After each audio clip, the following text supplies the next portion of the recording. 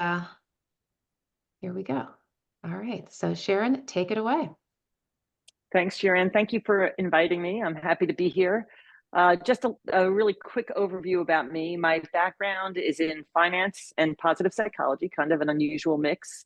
I welcome you to look at LinkedIn for all the gory details. Connect with me. I'd love to connect with you. I think I'm the only Sharon Dansker on LinkedIn. What you won't find on my LinkedIn profile are that I'm an avid swimmer. I love the pool, but not so much the ocean. I like to see what I'm swimming with. I love everything really related to productivity, leadership, positive psychology. And one thing that I'm currently working on that I'm trying to improve is we rescued a dog on March 5th. And so it's been what, like a little over 3 months. And we're trying desperately to teach her that humans can be loving. So we're gonna have to teach her how to be a pet. It's much harder than I thought it would be, but she's adorable. So I'm really curious to know from each of you, and if possible, if you can come on camera, that would be great because it makes it feel like more like we're all in an actual room together. If you can't, no worries. But on a scale of 1 to 10, how in control do you feel of both your time and energy? So 1 is, ugh, I'm a total train wreck, and 10 is, I have got this, but I was curious to hear what you had to say, so I showed up. So you could just drop in the chat, where are you on that scale of 1 to 10 in terms of how in control you feel of your time and energy? Okay, Darren's an 8. Nicely done. 5, 6. I'm kind of glad not everyone's an 8 because then I'm like, well, I'm not going to be able to offer much. 9, 6, awesome.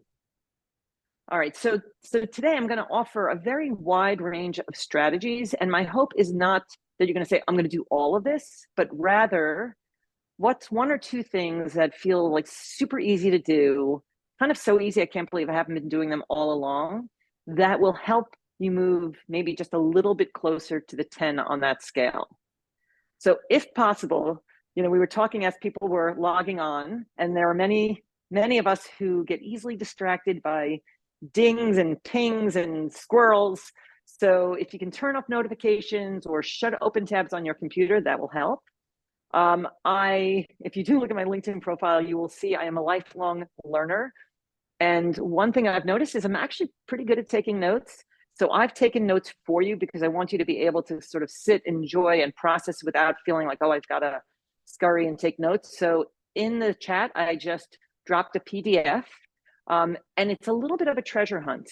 So anything that's underlined on that PDF is a link to more information. So everyone's coming in with areas that they've already mastered, but other areas that are a little curious to learn more about. And, our time is limited. So this way you can dive into anything that you'd like more information on. It also has my contact information. If you have questions, you can always reach out. We are also going to be using live polling. So I am dropping in the chat a link to the live polling. It's going to ask for your name. I do not keep any information, but heads up, there's a quiz at the end. There are no grades, but there are prizes. So if you feel like being Wonder Woman or Batman today, by all means, be like whoever you want to be, but remember what you put in as your name so that, if you're at the top of the leaderboard, you can claim your prize. In terms of questions, really, I want this to be an open conversation. If you have a question, you can either raise your virtual hand, raise your real hand if you're on camera, come off mute, say, hey, Sharon, drop a question in the chat, whatever works for you. But really, I want to make sure that by the end of our time together, you're leaving with whatever question you had coming in that you wanted more sort of information on or a strategy about. I'm going to go on and off slides mostly because this is my favorite view, is looking at most people's faces. But sometimes the slides are helpful, and we all like imagery and all of that. So I'm going to share my slides. Okay, so hopefully, see, Eliyahu, you didn't even know that I was going to be showing a squirrel today when you mentioned the squirrel. So you already know what that squirrel represents.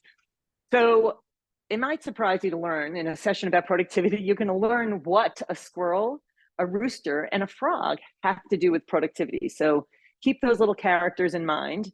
We're going to cover 3 key areas. We're going to talk about priorities. So this idea of how can everything be urgent and important?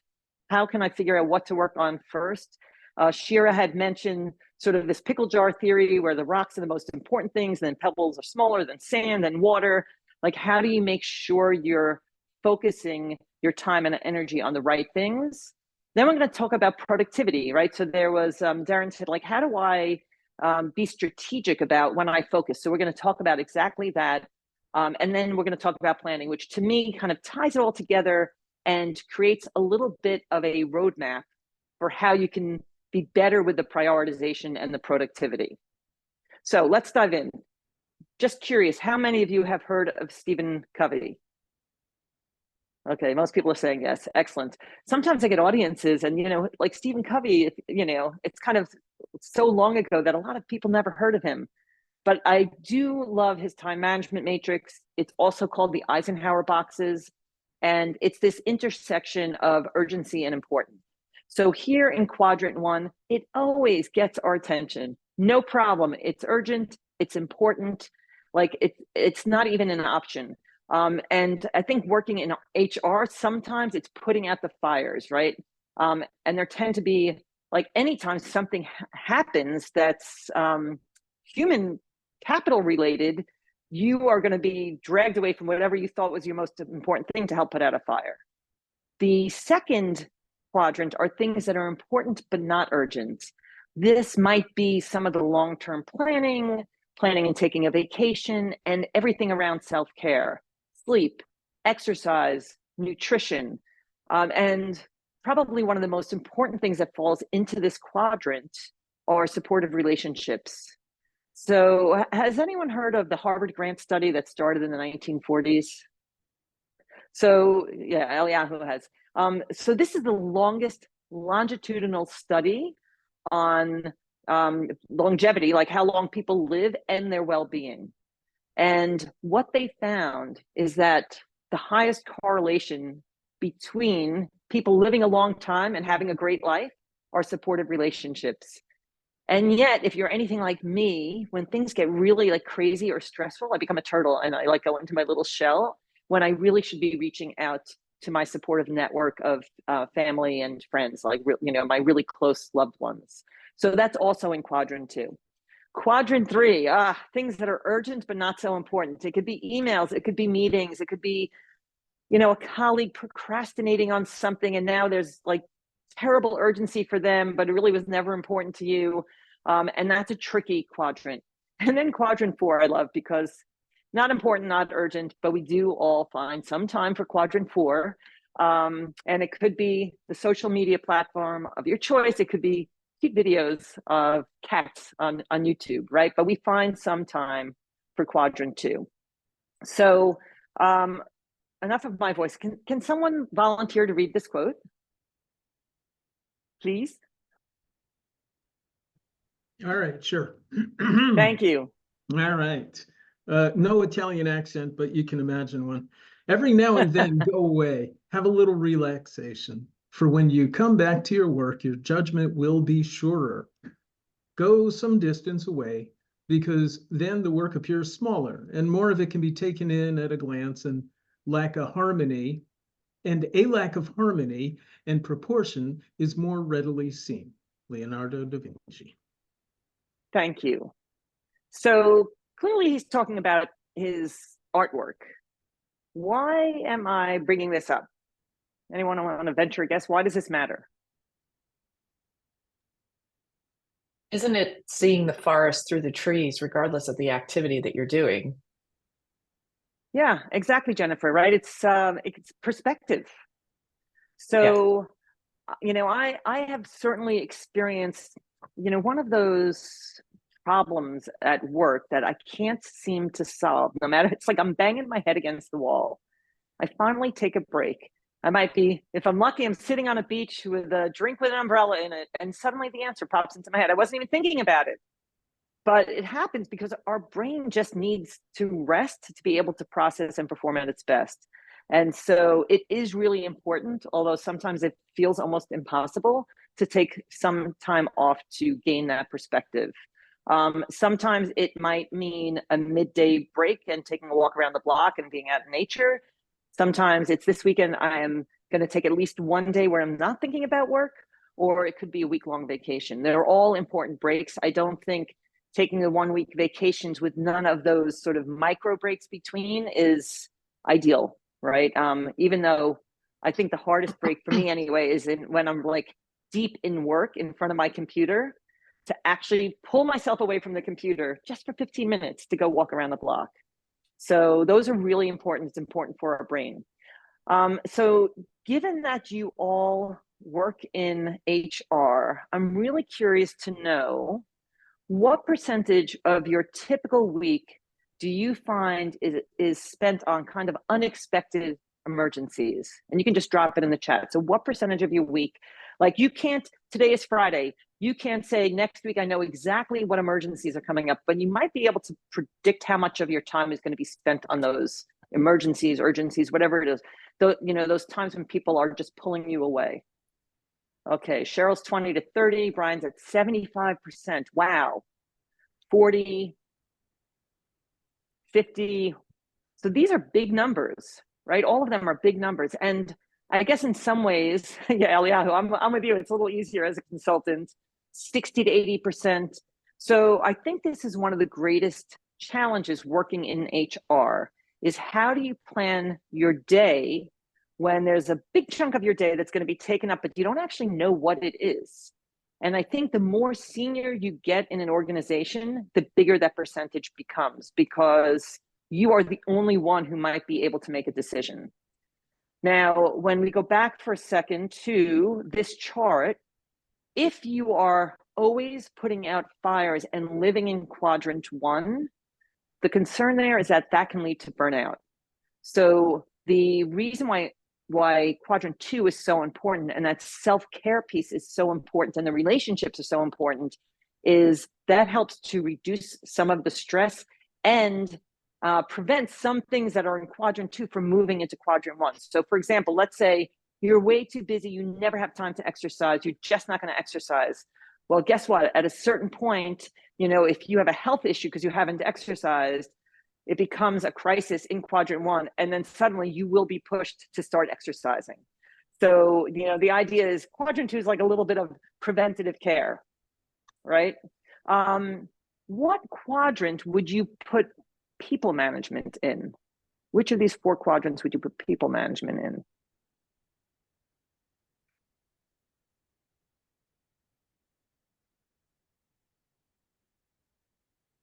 You can put it in the chat. You can come off mute. So Eliyahu says 2. So interesting, it's 2, unless there's a fire that relates to a person and suddenly it's moved to quadrant 1, right? So ideally, yeah, it should be 2. But if it's not taken care of when it's a 2, suddenly it moves to quadrant 1. So a few action items from this section. Be aware of how you're spending your time. It's easy to fall into sort of this routine of chronic firefighting in quadrant 1, but you really want to make sure you're leaving some time for quadrant 2. I like to say, like when I'm working even with coaching clients, I push them to commit each time I meet with them to do something for their well-being. And the reason is when we are physically, mentally, and emotionally stronger, we can better handle pretty much any challenge that's thrown at us, whether it's personal or professional. So prioritizing self-care is not selfish, like I'm sure you've all heard that. And it sounds, kind of trite, but it is true. And I will say that the more over the past few years, as I'm experimenting with different methodologies of productivity, the more time I spend on self-care, the more productive I am, the less I have to work. It's incredible. And the quality of my work is much better. So I will leave you with that thought. All right, so let's move on to our second session. Are there any questions from that first section? Okay, everyone's like, I'm gonna go take care of myself. Okay, great. So great, you're taking care of yourself, you feel energetic. How do I get my best work done kind of with the least effort? So let's talk a little bit about focus. Now, multitasking has been talked about a lot over the past few years, and in its purest sense, it's doing like 2 or more things at the same time. But really, the way we end up what we're referring to more is like this task switching or context switching. So there are some myths around multitasking that when we're doing multiple projects at the same time, we are more productive, we are saving time, and we're even like proud of ourselves. Like, how cool is that? I'm awesome at multitasking. Sadly, the research tells us otherwise. Like, less than 2% of the population can actually multitask. Most of us are task switching, we are less productive, we make more mistakes, and it actually increases our stress level. So that's like a very big disaster. So what I'd like to do is, rather than talk about it, is let's do like a little exercise. So can everyone just grab a piece of paper? It can be lined paper, it can be printer paper, and you need something to write with. Sadly, this is like an old school exercise. It doesn't work on your computer. I'll give you a second to get that. So I think a few people have joined since I dropped the handout in the chat. So I'm going to drop that in the chat again so that you can grab it. Let's see, here we go. So for those of you who joined after I dropped the handout in the chat, just so you know, it's a little bit of a treasure hunt. Anything that's underlined is a link to more information, and it pretty much covers most of what I'm talking about today, so you can just sit back and enjoy. And for those of you who are off camera but would like to come on camera, that would be awesome. Okay, everyone has a piece of paper? Cool. So on that piece of paper, if it's lined, you're all set. If it's not lined, I'm going to ask you to just kind of put 2 lines to divide it into thirds, kind of like the way the slide looks. Doesn't have to be straight. I had a ruler. It doesn't matter. All right, so this is going to be a timed exercise. I got to pull up my little timer, but don't start until I say go. First, let me explain what we're going to be doing. When I say go, on the top of the first line, you're going to write out task switching is ineffective. And then underneath, you're going to write the numbers 1 to 26. While you are doing that, I'm going to be counting off every 5 seconds, kind of in the background. When you finish the task, meaning you get to number 26, just jot down the approximate time that it took you. Okay, so when I say go, you write task switching is ineffective, and then underneath the numbers 1 to 26, jot down the approximate time. Any questions? All righty, ready, set, go. 5, 10, 15, 20, 25, 30, 35, 40, we'll go 5 more seconds.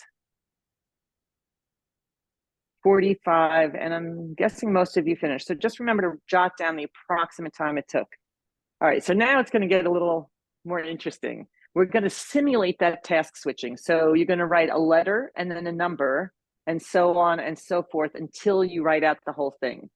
Same thing, I'm going to be counting off every 5 seconds. When you finish, jot down the approximate time. Anyone have any questions? Okay, ready, set, go.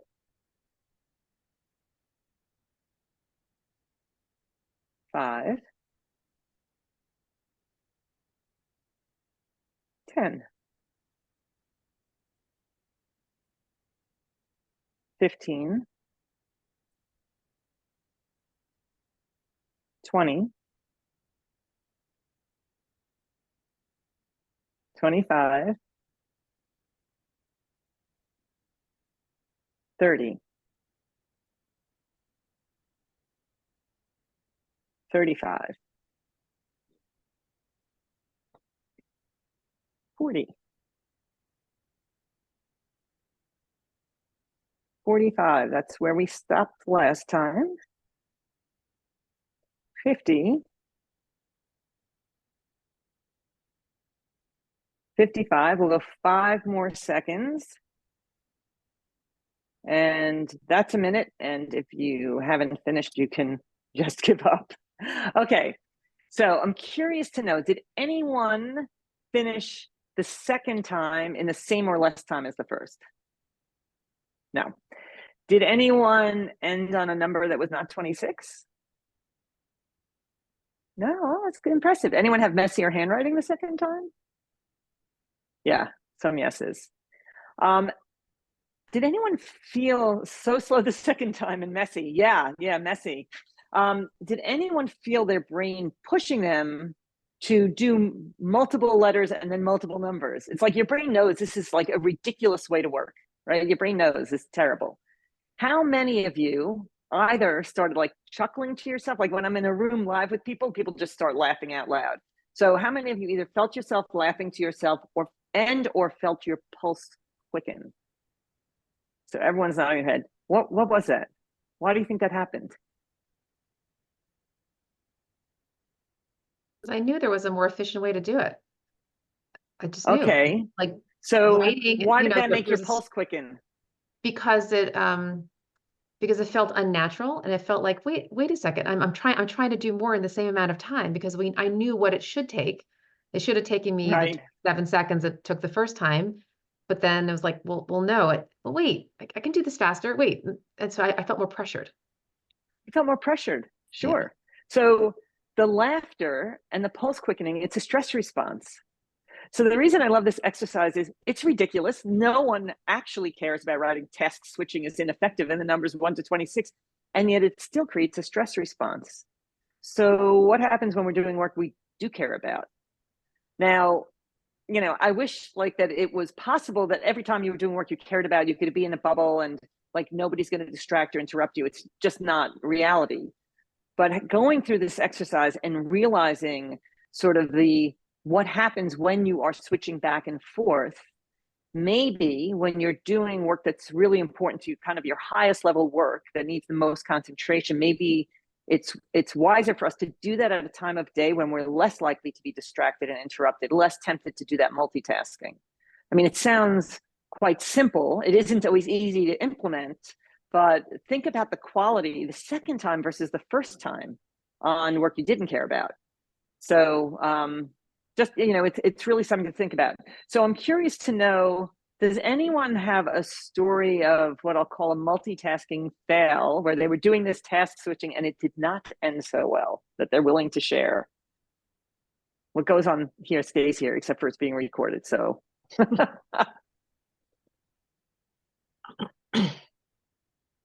you guys are so good. No one's ever done it. They've never gotten caught.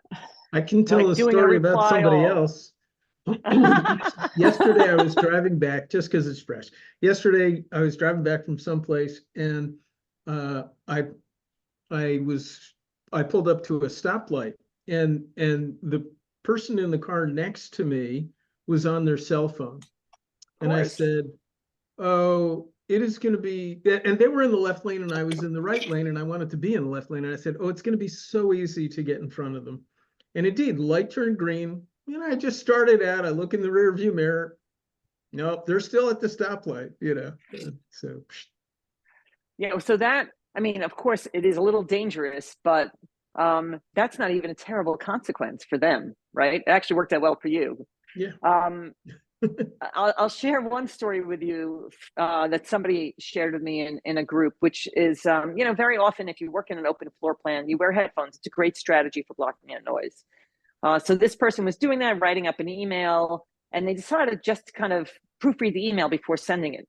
Brilliant idea, because embedded in the middle of the email were the lyrics to the song they were listening to. I never asked if the lyrics were explicit or not, but could you imagine? That would be hilarious. So, you know, and there's a reason why that happens. There's only one part of our brain that processes language. So whether you're reading or writing or listening, it's just that one part of the brain. And I tell people when I first learned that, I think that saved my marriage, because I would be telling my husband something and he would, you know, be texting to somebody else. And then like there were times he's like, you never told me that. He's like, I swear I never heard you tell me that. And he didn't actually hear me tell him, because his brain, like the language processing was focused on the text he was sending or reading, because, you know, that took priority, but we won't get into that. So now, like, I've learned my lesson. If I want to say something, I wait until he's done with the phone, and then I get his full attention. And that also got me thinking about my kids. So with my kids, like, what a gift, you know, to those of you who have kids, like, of course, your kids come up when you're on the phone, when you're on the computer. I would say to them, let me finish this sentence, right? Because you got to get the thought out. And then I would like literally turn towards them, look them straight in the eye, and give them my full attention. And, you know, I think that's true also with anyone who works with you, right? How many times do you walk into someone's office and they're typing, they're like, oh yeah, I'm listening. They can't. Like, you know, they're not superhuman. So I think that for me, that was a really important lesson. And the story of like writing down the music lyrics just makes me kind of laugh every time, but it's important. So if you do wear headphones, listen to music without lyrics. You know, there's plenty on YouTube. There are playlists, so like music to focus by. So that's kind of a cool thing to check out. All right, so how, like there's so many distractions. How is it that we are able to try to maintain focus in a world filled with distractions? And I think really one of the best strategies is a mindfulness practice. And there has been a ton in the media about mindfulness. And I'm curious to know what comes to mind for you when you hear that term mindfulness. And you could just drop it in the chat or come off mute, whatever works. But what do you think when you hear that term mindfulness? Jennifer says meditation. Yeah, that was always the first thing that came to my mind. Breathing work. Yeah, absolutely. What else?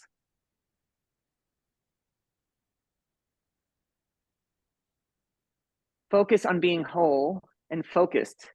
Quiet Buddhist being. Very nice. Awareness. So single focus.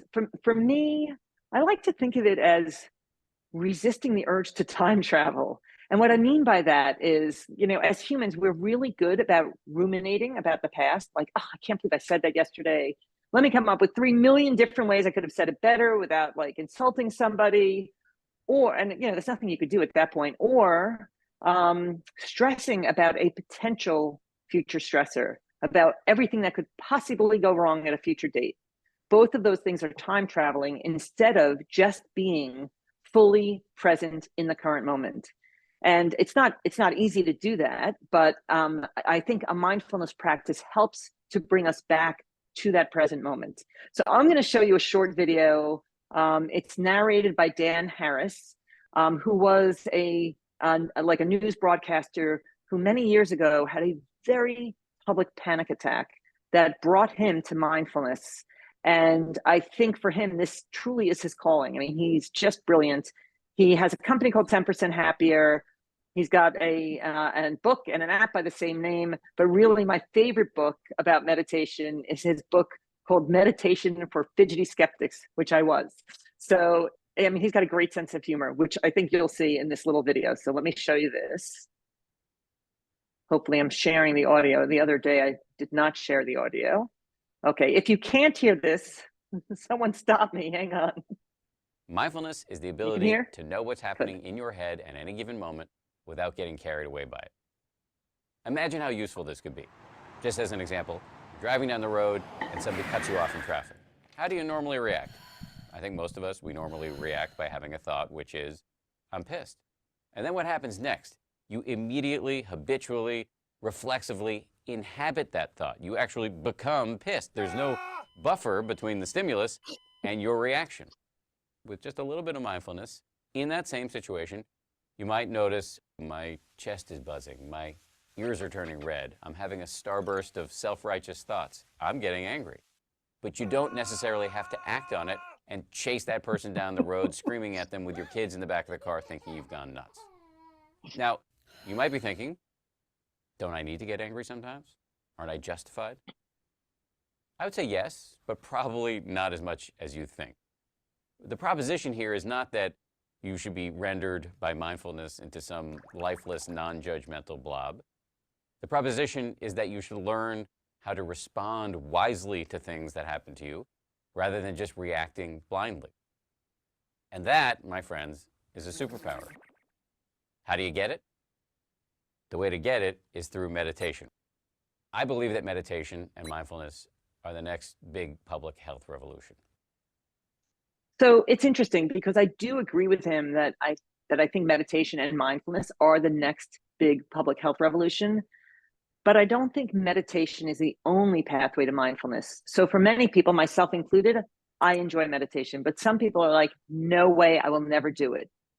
There are other ways to practice mindfulness. So for some people, it's when they take their shower. They're like, I'm not going to run through my to-do list in the shower.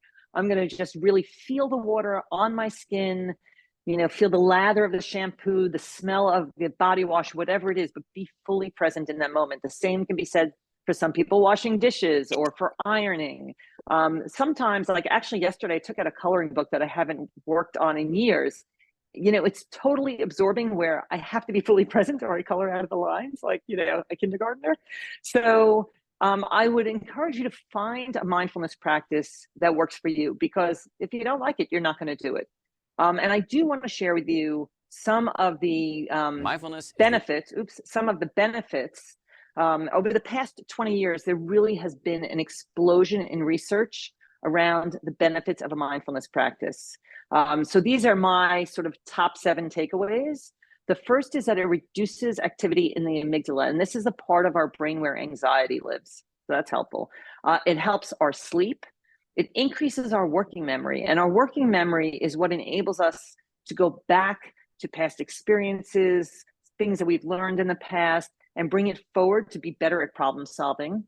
It reduces symptoms associated with depression. And the reason I started was the increase in focus and concentration. It boosts your immune system. And the reason I stayed with it is the greater emotion regulation. So I have 4 kids kind of close in age. They're like less than 6 years apart, top to bottom. And when I first started meditating, they were all teenagers. So I say to people, like, imagine 4 teenagers doing teenagery things, right? Like a little stressful for the mom. And I used to be super reactive. Like they would do some stupid teenagery thing and I'd like start screaming and yelling and carrying on. When I started this mindfulness practice, really only like a couple of months in, I was like a different human being. It created this tiny little space between the trigger and the explosion, so that I could decide how I wanted to respond instead of just being reactive. And I will share that when I first started, I thought, okay, there's all of this evidence. I want to do this. What is the smallest amount of time I can commit to each day, where at the end of the day, I can't say it's important, but I don't have time? And so I actually started with 2 minutes a day. Sometimes the 2 minutes felt like 2 hours, but I thought, oh, if I can't sit with myself for 2 minutes, like maybe I need this even more than I thought. And I just stuck with it. And so over time, so I started out with a kitchen timer, just breathing. And then after like 2.5 years, I had lunch with a friend who's really into mindfulness. And I'm like, you're not going to believe this. I've been meditating like every day for 2 years. She's like, oh, what app do you use? And I'm like, wait, there's an app? I had no idea. So once I started using a guided meditation app, for me, that was much easier. Some people prefer the guided meditation. Some people are like, no way, I'm doing it on my own. It doesn't matter. Again, if you find the thing that speaks to you, that you're going to stick with, that's what matters. So I thought it would be fun to do a short little, and I promise it's short, guided meditation. And the voice that you're going to hear is Corey Mascara. And I know him from the positive psychology program at Penn. And if for any reason this just makes you uncomfortable, just sit, breathe, but take the time to do something for you. And I would encourage you to try it and see what you think. Okay, so here we go. Let me make sure the volume is up. Come on. Start by finding a comfortable posture, seated, lying down, or standing. To settle, let's just take a nice deep breath in through the nose, and then let it out slowly through the mouth. Inviting the jaw to soften, the shoulders, the belly, and the hands.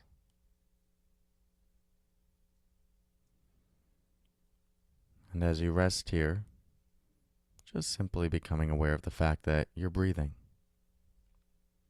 Or we might say that this body is breathing you.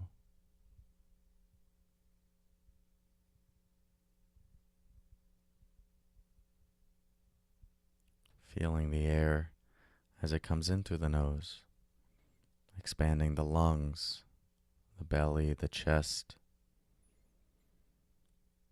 and then feeling the body deflate as we take an exhale.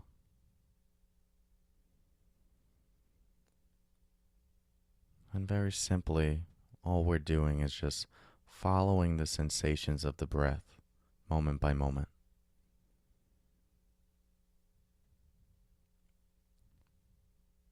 Feeling the movement of the breath like waves coming into shore and then retreating back.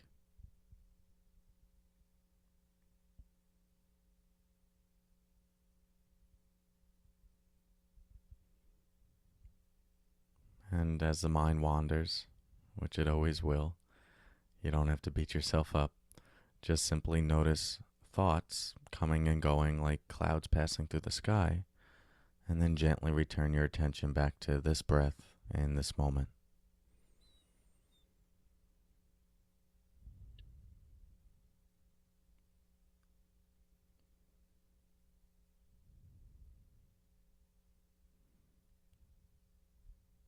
Right now, nowhere else you need to be, nothing you need to achieve, and no problems you need to fix.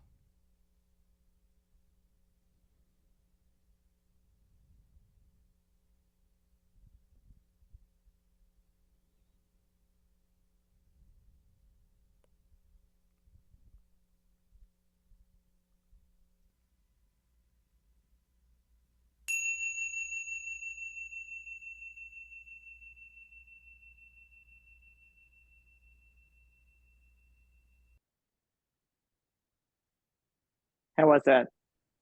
Anyone want to come up and just share how that felt for them?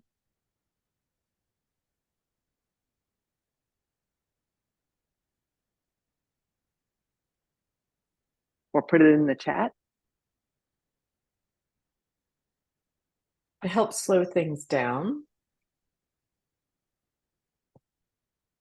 Nice. Yeah, I like that it was short and sweet. But even that requires a lot of intention to not be pulled into something else, competing with, your focus. Yeah, so many people have said to me over the years, I can't meditate because my mind wanders. And I say to them, you're actually missing the point. Everyone's mind wanders. I think the Buddhist monks, their minds wander. But if you can catch it wandering and say, no, come back and listen to the voice on the guided meditation, to me, that's the practice of mindfulness. And I like to think, so how does that help me stay focused? Well, at 4:30 in the afternoon, I'm feeling like a little tired. I'm working on something and my mind's thinking, what am I going to have for dinner? And I'm like, no, come back, finish what you're working on. You can think about dinner later, right? So it's actually a very sort of practical application. So Cynthia said it needed to slow down, breathe, right? Excellent. Anyone else? Did it make anyone, well, I'm going to say if it made anyone feel anxious, that's also totally normal, right? So that was just under 3 minutes. Sometimes I was meditating for 2 minutes and made me feel anxious. And I think that's a reflection of the world we live in now, right? It's so go, go, go. It's hard to actually stop. But if that made you feel relaxed and maybe slowed the flow of stress hormones during a crazy, hectic day, think of just how useful that can be. Someone mentioned earlier that when they think of mindfulness, they think of breathing exercises. And that's absolutely right. So I encourage people when things are really stressful, or if you must switch between two things, taking a deep breath or 2 or 3 will slow the flow of stress hormones and put you into a more focused state, as opposed to like there are days like that. We all have them. Especially like some of you with 60-80% of your day being emergencies, or of your week being emergencies, like how do you deal with all of that stress coming at you? So some kind of mindfulness practice or breathing technique. I'm curious, does anyone on the call already have some kind of mindfulness practice? And are you willing to share with the group what you do? I'm happy to jump in again if no one else is. Okay. I'll follow you. Great, Jennifer.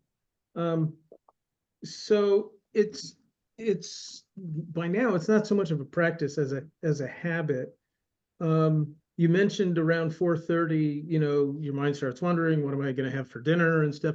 So I noticed that by then I've processed so much information in my head that my efficiency is like way dropping down. So that's when I engage my body, get up and I go out. And if I have gardening work or yard work, then for me that's perfect, because I give myself permission. I say, okay, you're taking a break.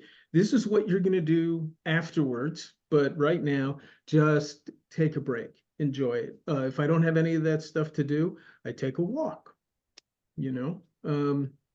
And just in pouring my care and love into this helpless garden that can't stop its weeds from growing, you know, and can't water itself and can't do anything, then and using my body at the same time, it totally changes. And my mind kind of someplace in the back, I guess it's processing everything out. I don't know, because when I get done, I'm able to get that perspective that one of your earlier slides talked about.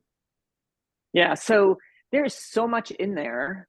There is a mindfulness practice of either walking, like sometimes people, that is their mindfulness practice, is walking, using all their senses, being in nature. You're getting fresh air. The gardening is a mindfulness practice. Both of them are also movement and fresh air. I mean, so there's a lot going on there that's really good, which is probably why you find it so helpful that when you come back, you're really focused. Jennifer. So I've started doing yoga 3 or 4 times a week when I get up. And so I did it because I'm trying to get back into the habit of getting back to the gym and doing these other things. And I'm finding that just the breath work that I do as I do the movement has actually been equally as helpful as me sitting in one place for 2 or 3 minutes, which may or may not be feasible given where I am in that day. And so I kept thinking, well, I feel like I'm not really doing enough because I only do it 3 or 4 times a week. And it kind of depends on, like, you know, how many other things are happening, but I'm still consistently doing it 3 or 4 times a week. And that has really helped. I've been surprised that little bit of 20, 30 minutes has made an impact throughout the week. And so by the time I get to 4 o'clock, I can get to 4 o'clock without needing to like really take a more significant break before then. And I've been surprised that something that I feel is kind of small has been so impactful. That's great. And by the way, when I do yoga, it's 100% a mindfulness practice, because I will fall down if I am not completely focused on keeping my balance, right? Yes. So that is a mindfulness practice. I'm not thinking about anything else, but not falling down. Right. And maybe, you know, the 3 to 4 times, you say it's only 3 to 4 times a week, but maybe for you, that's the magic. 3 to 4 times a week is what gets you what you need. That's a good point. Right. But you're seeing a difference. And I think it is amazing. And this is true with basically everything I'm covering today and all of the different strategies. They are small changes that can have like an oversized positive impact. Awesome. Yeah, That's great. I call them micro changes, is what I usually tell my clients.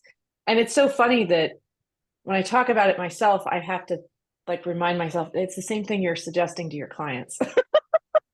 Of course. I mean, sometimes my husband will say that, like, are you kidding me? Don't I hear you all day long, like through the walls, telling your clients, like, why aren't you following your own advice? I'm like, well, you know. So on the handout, I list a number of different, you know, apps that you can use. I use Insight Timer. They have a very, very robust free version of it. There's also a paid for version, which years ago I started paying for because I felt guilty. I was using it once or twice a day. And I want them to stay in business. I'm still not exactly sure what I get for the premium version, but it's inexpensive enough. Who cares? Headspace and Calm are like the 2, I would say, most popular paid for apps. 10% Happier is Dan Harris, the little video. And then Simple Habit, if you liked Corey Muscara's voice on that little 3-minute guided meditation, he's got like a 5-day starter thing. And I mean, he has a whole website and all sorts of content. But again, the most important thing is if you don't already have a mindfulness practice, and maybe it's yoga, or maybe it's running, or maybe it's gardening, try to find something and start really small so that it's easy to be successful building that new habit. People often ask me like, oh, Sharon, you've been teaching productivity, you know, all of these years. I don't have time for your class. What are the top productivity hacks? Like, just give me what we used to refer to as the Reader's Digest version. Now I have to refer to it as the Chat GPT version. What I will say is my top 3 things that I think make the biggest impact on productivity. One of them is a mindfulness practice. The other is exercise, and with that umbrella of exercise, I would include movement. So those little micro breaks we talked about before, because I mean, I was very guilty of go swim an hour in the morning and then sit in front of a computer for 8 hours. Our bodies were not built for that. So those little micro breaks are super important. If you have an Apple Watch, it tells you to stand, listen to it every so often. It's really good for you. And then the third thing is sleep. Right. So I think we all know the nights we've had 4 or 5 hours sleep or interrupted sleep, you know, the next day my work it's crap. I mean, honestly, it's just terrible. So sleep is super important. And there's more and more research coming out on the handout. I think I have a link to Matthew Walker's TED Talk, which is great. His book is also great, but it's a lot to get through. And, you know, he says there's very, very few people that don't need 7 to 9 hours of sleep. I know that for a number of years when Netflix first started that thing where it went right to the next episode, I was like, I'll just watch one more. So instead of 7.5, I'll get 6.5 hours. I'll be okay. Bad idea. So I would say that's one of the things that I have to sort of pull on. The greatest self-regulation I have is to just shut the show off. Those are my top 3 things, right? So meditation or some kind of mindfulness practice, exercise and movement and sleep. Really can make a huge impact. And it's not really what most people think of when they think of how can I be more productive. When it comes to sleep, on the handout, there are some suggestions for ways you can improve your sort of what they call sleep hygiene. And the number one thing really is trying to have consistent sleep and wake times. I find this very challenging, but really what you're doing is setting your body's circadian rhythm so that your body knows that it's time to go to sleep. So, you know, I used to think, well, if I stay up late during the week, I'll, you know, or I have to get up early, I'm short on sleep during the week, I'll make up for it on the weekend. Sadly, that doesn't really work. So, you know, I've been trying to be more consistent with sleep and wake times. My cat tells me, right? So the cat tells you when you have to get up. Who's going to tell you when you have to go to sleep, right? And Rosemary, I'm just seeing your comment about the phrase "sitting is the new smoking." Yes, I have heard that as well. I mean, that's mind-blowing, right? How important it is to not sit all day and how hard it is to get up and move away from the computer. Okay, so I'm going to share my slides again, and we're going to move along.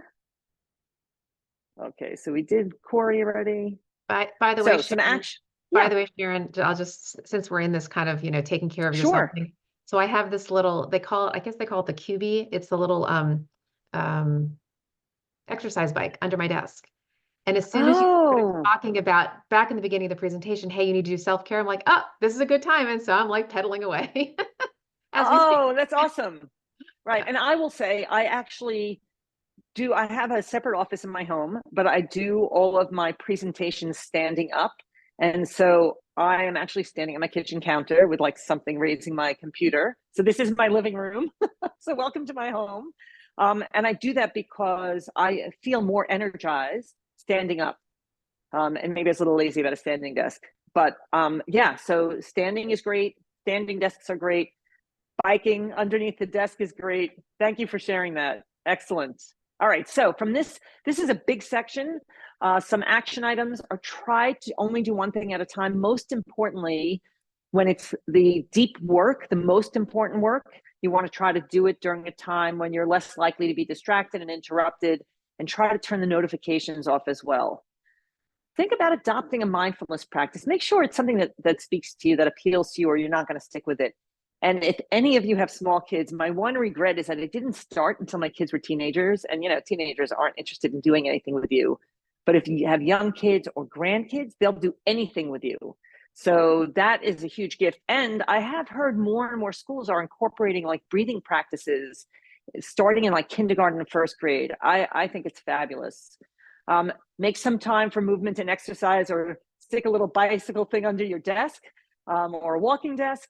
and think about how you might prioritize good sleep hygiene. Alrighty, moving on to planning and habits, our roadmap. So if you haven't already connected to the live polling through the chat, you can use the QR code on the screen. If you did connect at the beginning, you're all set. Does anyone need a little more time to connect? Or everyone's connected? Okay, awesome. So I'm curious to know, how do you track your tasks? Are you like old school paper to-do list? Do you use something digital? Do you use something digital, but it's like an actual app for managing tasks? Or you're like, hey, got a great memory, no list needed?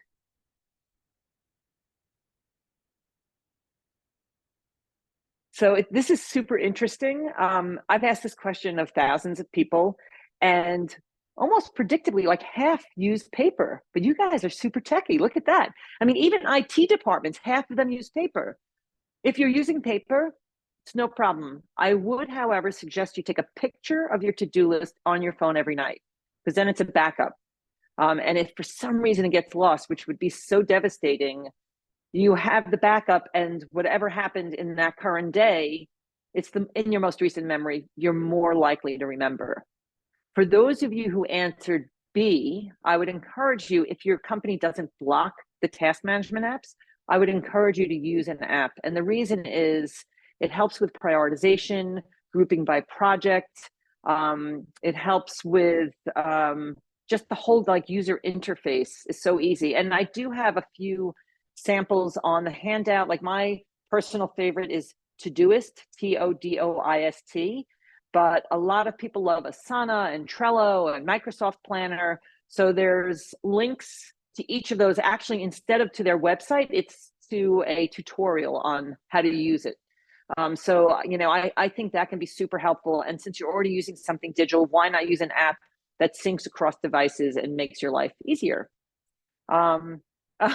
Rosemary, that's so funny. She likes to write her to-do list, but the handwriting is terrible. She can't read her own handwriting. That's really funny. Because I grew up at school with script, and so no one does script anymore. So it's like the doctor's handwriting.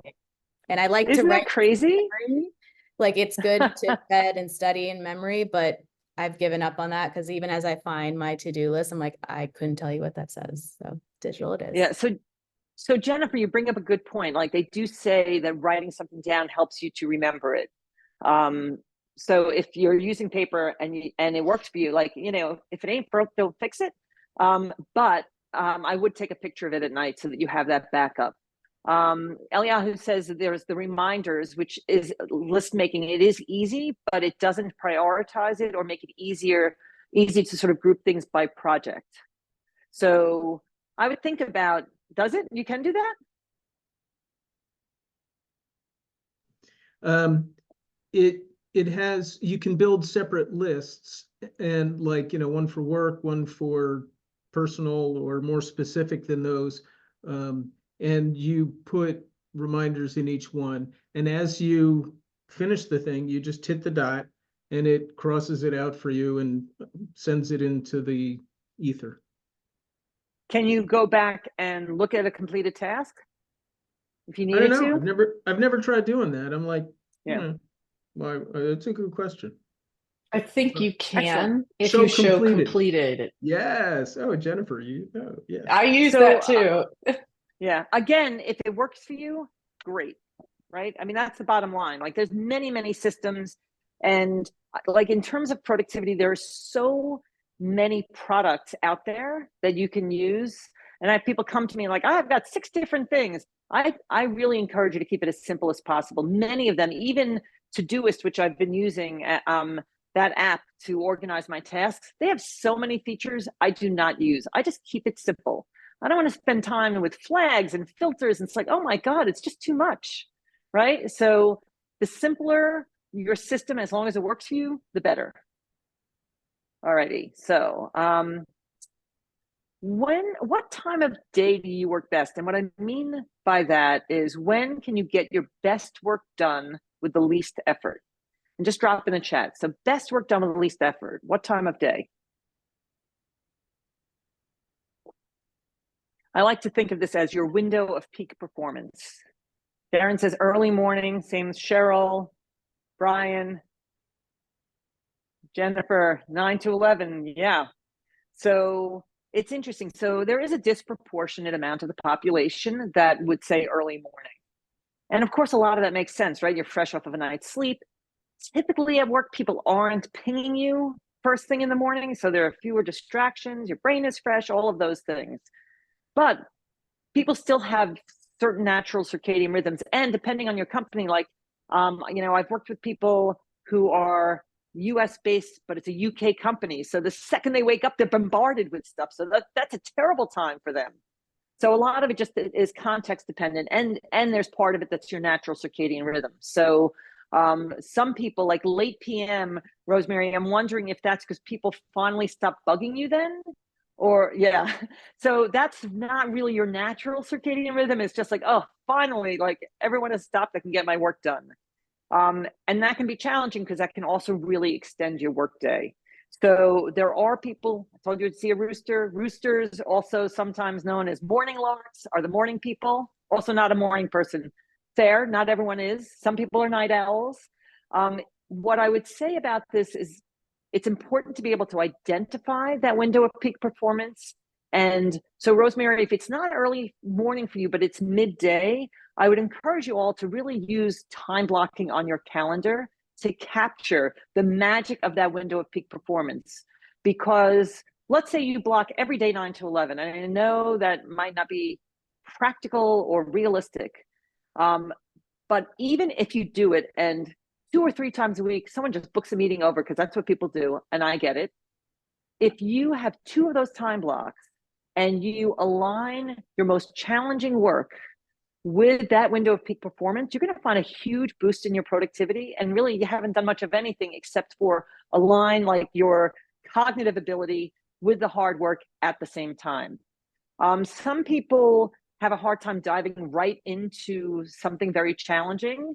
I know for me, like in the morning, I will have my series of puzzles. I do the New York Times Mini and Sudoku and Wordle and the new one Strands. I spend like 15 minutes and like, okay, brain, now you're on. So think about what it is for you. Sometimes people need to do 1 or 2 small little to-do list items. Maybe, Sherry, to your point, it's the sand or the water, like little things that gives you a little dopamine hit.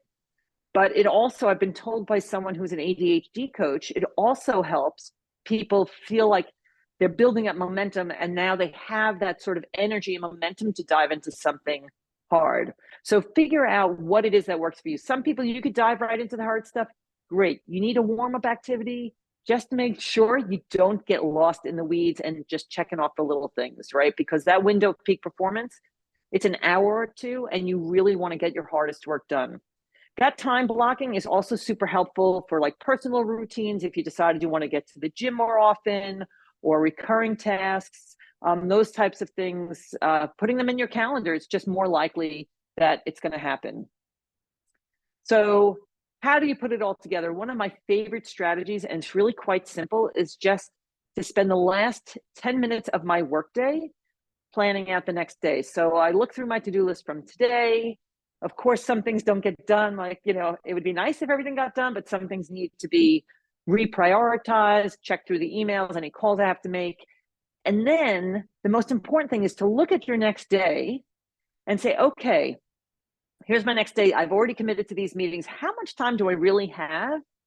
And is that enough time to get these 20 things on my to-do list done? And the answer is usually no. And so you have to really sort of figure out what it is that you can get done in the time you have.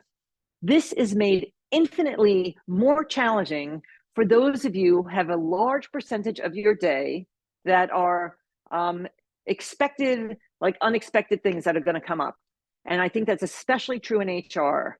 So what that really means is you can't fill out your whole day. You need to leave some space to deal with those unexpected, expected things. You don't know what they are, but they're coming.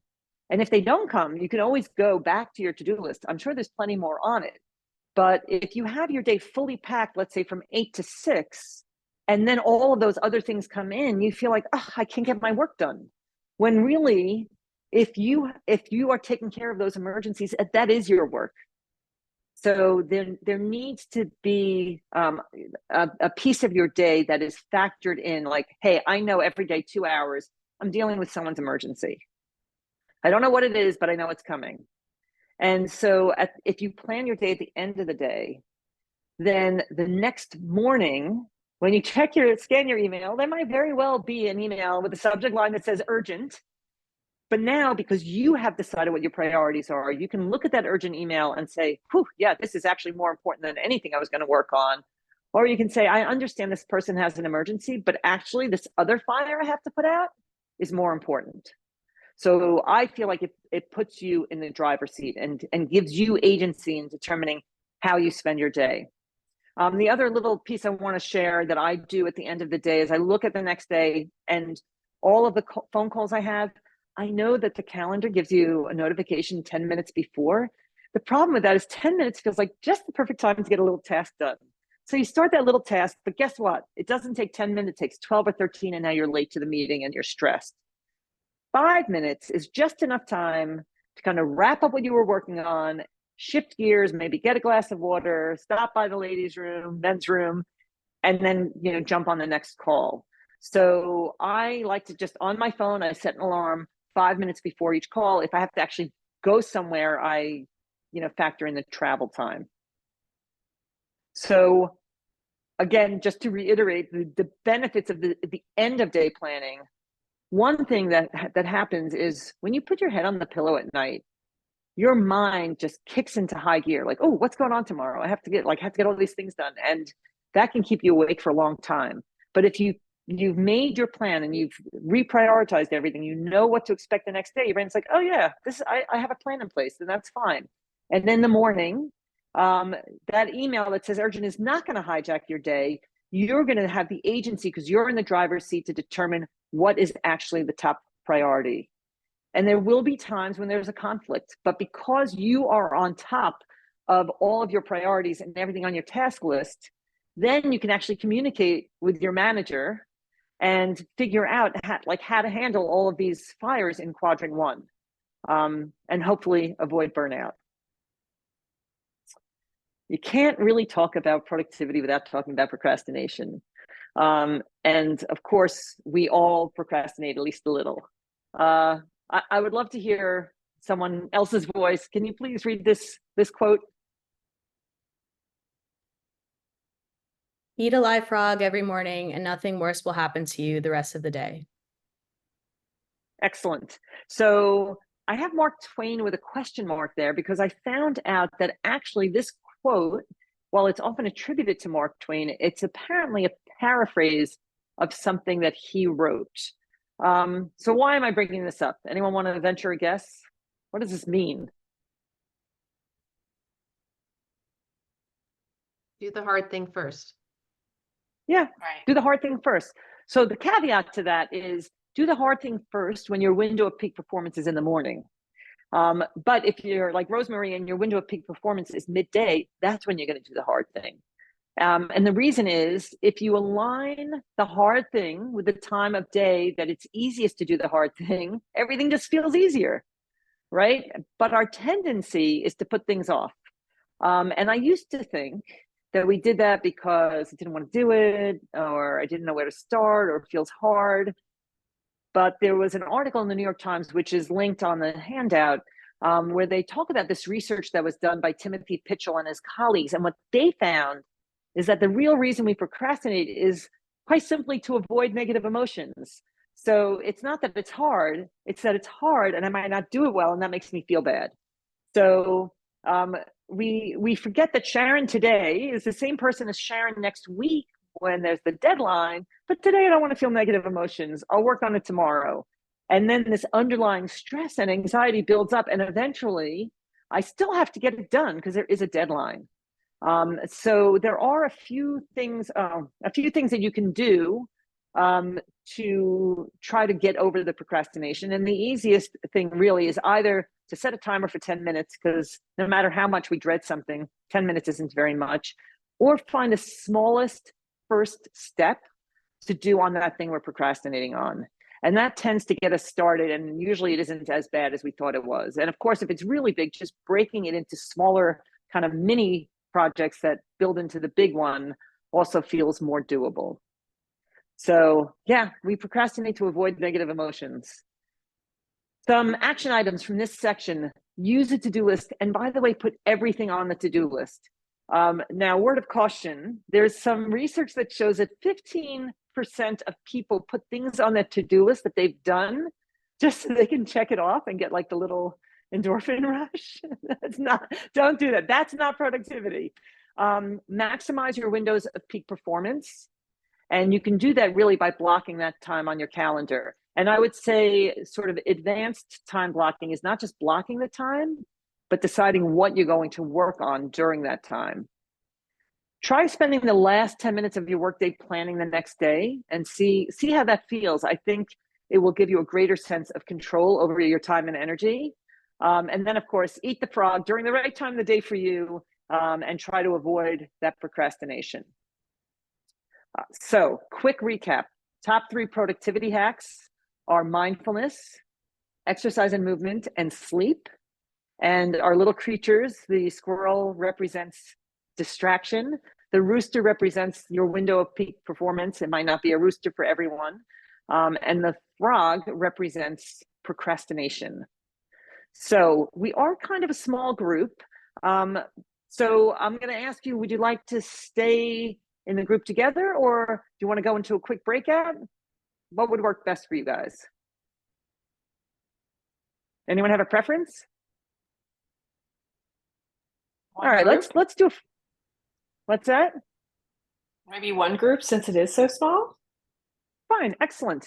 So who would like to share either like a key takeaway, maybe something that kind of surprised them, or something that they are going to do differently because you bothered to be here today?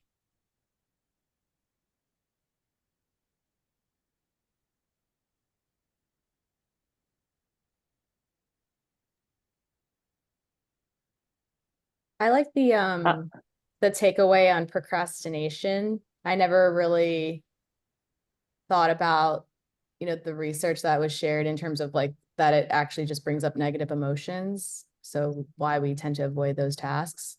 I have known that breaking things down into like steps and sub-steps sometimes is really helpful, because something that's really large needs to be just approached so that you kind of know where to go first.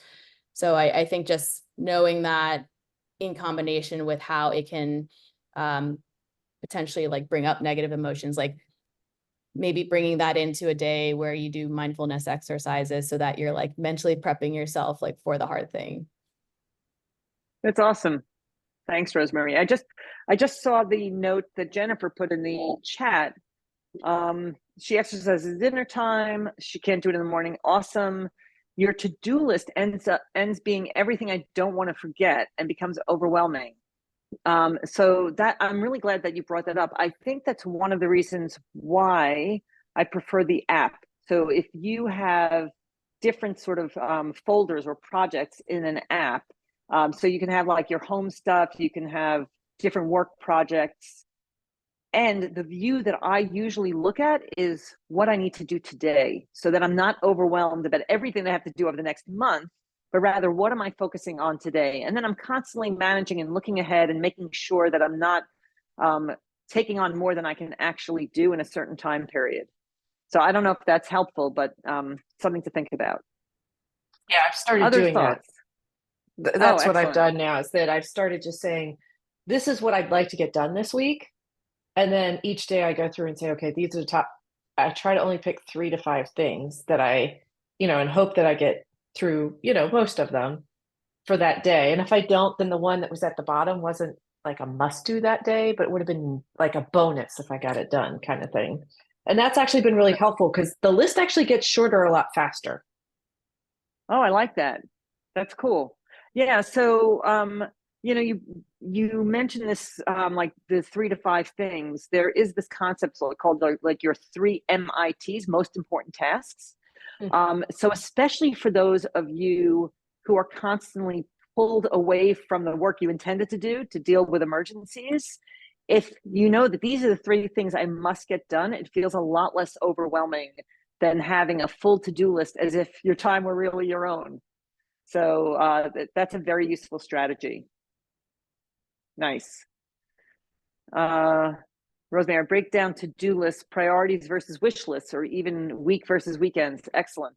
I decided at one point that everything that was a low priority on my to-do list, I'm like, if it's a low priority, I'm not doing it. I'm just too busy, right? It's a low priority. Like that, why do I call it a low priority? Maybe I just don't need to do it at all.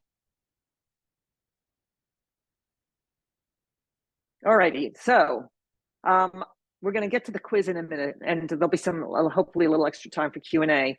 One thing I did want to share with you is at the beginning of 2023, I started this little experiment.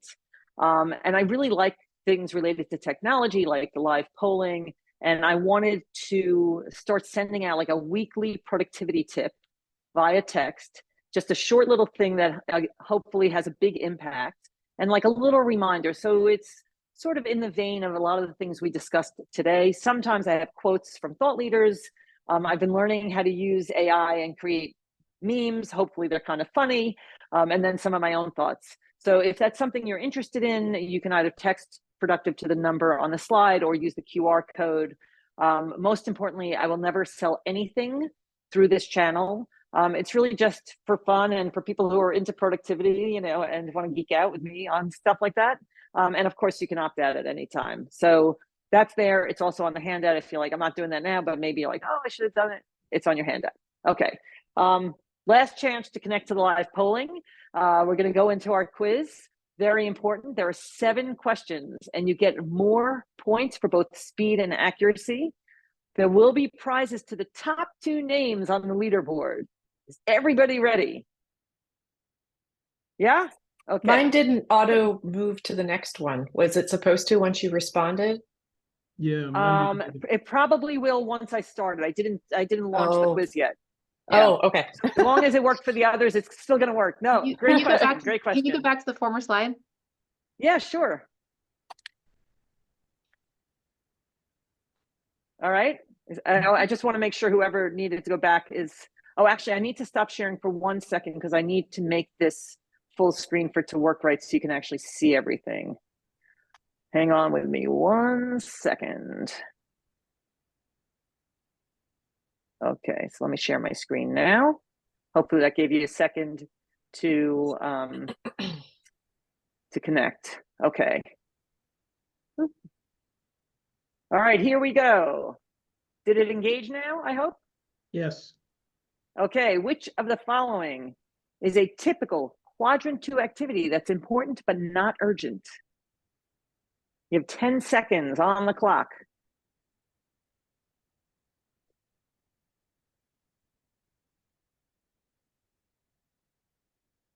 All right, here we go. The answer is planning a vacation. YouTube cat videos were quadrant 4 and meetings quadrant 3. Okay, Shira's at the top. To-do lists work best when?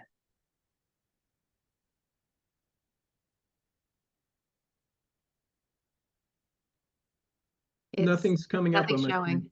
Nothing is showing. Okay, There let's it try is. that again. Yeah? That was weird.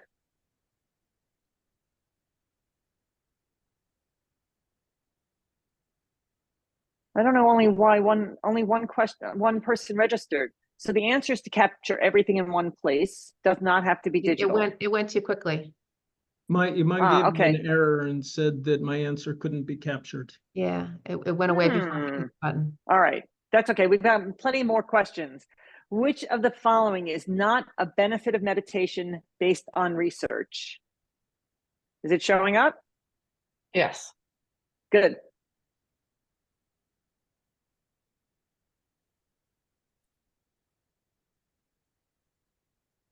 Y'all got it right. Excellent.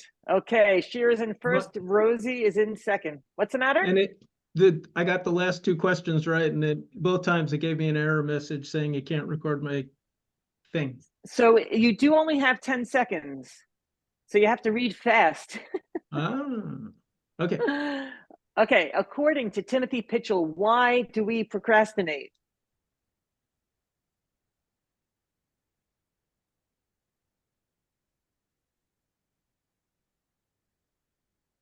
Did it work that time for you? Excellent. You all got it right. Eliyahu, were you able to answer? Yes. I just had to Awesome. go faster. Didn't know. Yes, you got it. It's fast. It's quick. Okay, here we go. Which of the following is not a recommended strategy?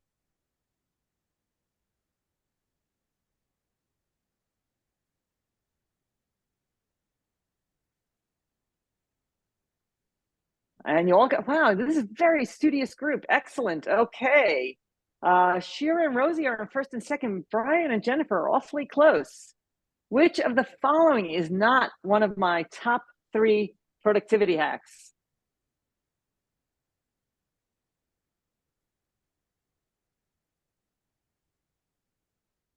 You should all get this right. It's not loading for Circling, me. it's not So loading. It's not loading. Oh, I don't know But what's that's- going on. I've never had this problem before. Okay, the answer was eat more sweet snacks. Last question. Which animal did not appear in today's presentation? You might need to scroll down. There's, quite a few of them there.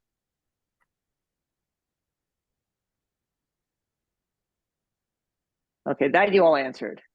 And the answer is the turtle. That is correct. Excellent. Okay. Shira and Rosie are our winners. All righty. So Shira and Rosie, you're like, what did I win? Behind door number 1. So it's a copy of my book called Super Productive. That's me. No, I'm kidding. So I'm happy to send you either the physical copy. I just need your mailing address, or if you prefer Kindle, I can send that to you. I'm going to put into the chat my email address, so please email me to let me know which you prefer. And congratulations.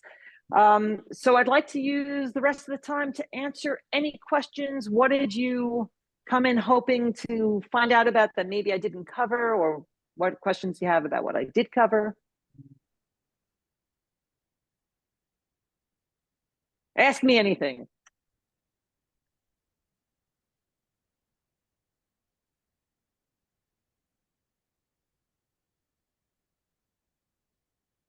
I You're got all a lot just out of the stunned. conversation, so I didn't have expectations, so I think that's I learned a lot.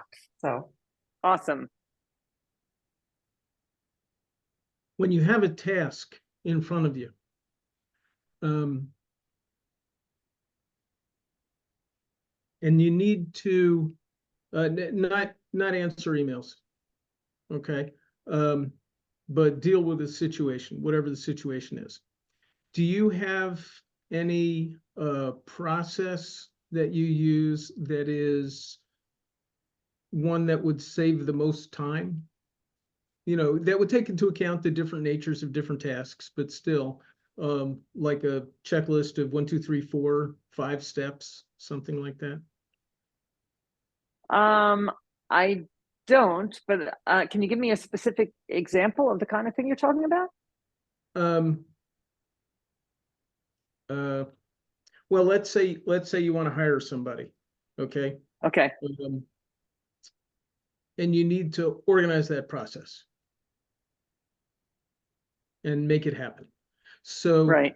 Without getting into the details of exactly what to do, because that's just one example of many, many things, is right. there somehow a standard set of steps that everybody should go through and you could like plug that into? I've never thought about that. So I guess the answer is I don't have one. I am big on checklists for recurring types of things. So like when I go to present somewhere, I have in my bag a checklist. Like, did you check the audio? Did you check the video? Did you reset the polls? Right? So if it was the hire, I thought where you might have been going is like, if you need to hire someone, like it would be useful to have a checklist of, the steps to hiring someone, write out a job description, speak to people who will be working with this person to make sure it's complete, sort of things like that.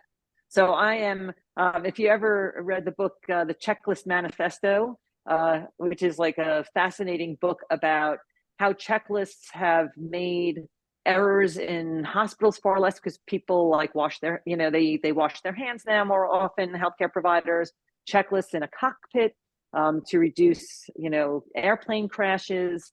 So, I mean, I guess my checklist for facilitating isn't nearly as important, but checklists are super helpful.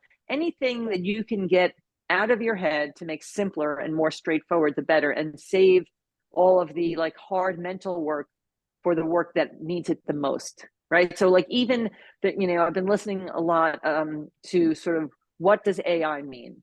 What does it mean for the future of work? It doesn't mean you're going to lose your job, but it means you're going to need to know how to use AI to keep your job.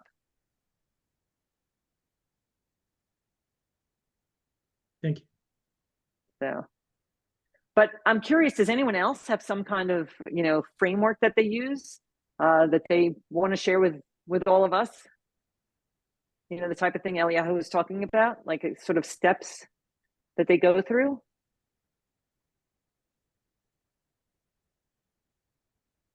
The one thing I will say is if I have to do something like either hard or that I care about a lot, if I feel like I'm a little tired, I will stop myself because I have been known to make mistakes. If I'm like sending an email, writing it at 8 o'clock at night, like my brain doesn't function so great in the evening. I will sometimes still write it, but I'll leave it in draft mode and then check it when my brain is fresh and I know I'm at my best in the morning. And that has prevented a lot of stupid mistakes, which I'd made before I realized that. So yeah, go ahead, Shira.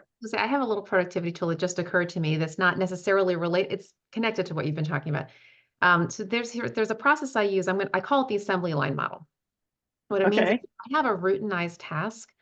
I try to block out a time and I do it such that, and I'll give you a practical example in a second, where I can do the same thing over and over and over and over and over again. My brain just kind of gets this. So I'll give you an example. So some of you may know that one of my practice areas is I'm a recruiter.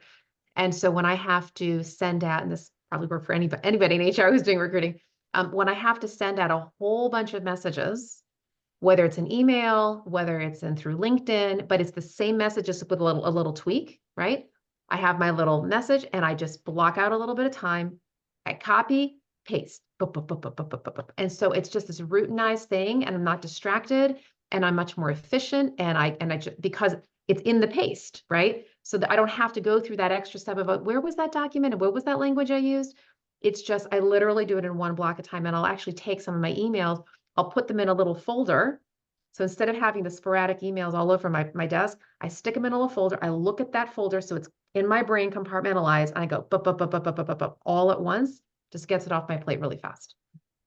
Yeah, so that is a great tip.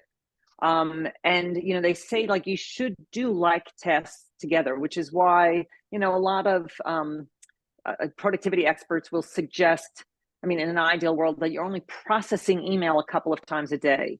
So instead of like the back and forth email, like work on a document, email, have a phone call, like it takes our brain time to adjust to that. So what you're doing is saying, this is the task my brain is working on. I can do it over and over and over again until it's done, and then move on to something else. So excellent.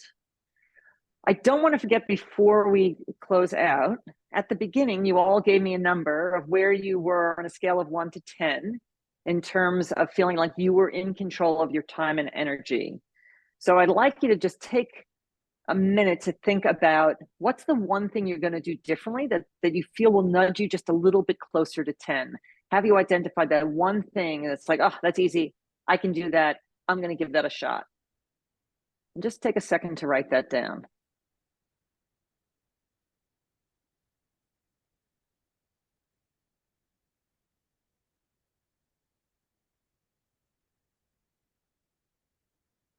And the last thing I will say is whenever I'm in a class, I never have questions, and then I do the next day. So if you're like me, my email address is on the handout. Please don't hesitate to reach out with your question. I'd be happy to answer it at any time, even if it's next week or next month. And Sharon, I know you weren't planning on sharing this, but this is I'd like to prompt this group to actually ask you how else you can help the folks on our brown bag. We didn't talk about this in advance, so there was no preamble, but I just thought as people are listening to you and thinking about your productivity work, not only for their own personal life, but maybe for their organization, is there some way in which you could maybe translate this into work that might be helpful for folks? Sure. So, so what I do is workshops, facilitate usually something like this, 90 minutes. This is sort of my signature program that I go into companies. I tell people cuts across levels, departments. It's really just for busy professionals. Everyone always finds something. Sometimes it's a homogeneous group, but a lot of times it's a mixed group. I've done it for very small audiences, 10 people or less, over 300 people. And if it's a unique group of people that has a particular pain point, I adjust it accordingly. But I also do really anything that I do is through the lens of well-being. So managing your stress mindset, psychological safety and trust. I have a 6-month leadership program. I do coaching.